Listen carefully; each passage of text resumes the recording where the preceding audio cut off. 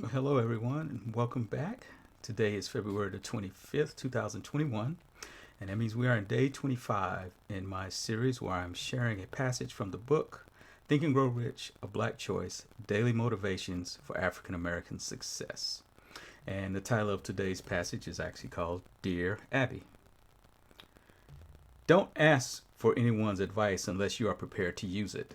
Sammy Davis Jr., entertainer and philanthropist. You are never more vulnerable than at those moments when you need advice.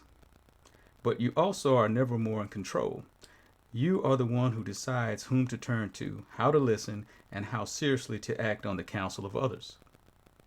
A man was on the practice tee when the club golf pro brought another golfer out for a lesson. The pro watched his student swing several times and started making suggestions for improvement, but each time the pupil interrupted with his own version of what was wrong and how to correct it.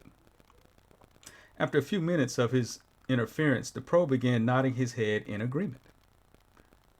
At the end of the lesson, the student paid the pro, congratulated him on his expertise as a teacher, and left in an obviously pleased frame of mind.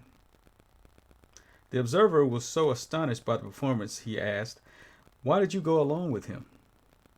The old pro said with a grin as he carefully pocketed his fee, "I learned long ago that it's a waste of time to sell answers to a man who wants to buy echoes."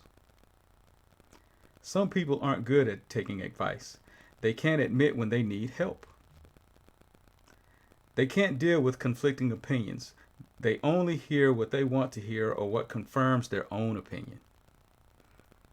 They listen to the wrong people or to too many people.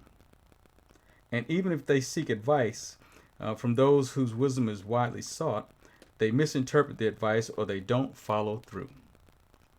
Always remember these 4 rules concerning advice. 1. Admit you need it. 2. Consider the source. 3. Go to the right source. And 4. Develop a board of advisors. Don't be afraid to use these keys. And so today's motivation is, I will be particular regarding whose advice I accept.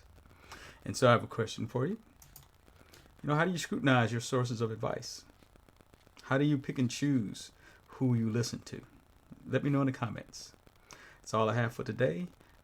It's hard to believe tomorrow will be day 26. See you tomorrow.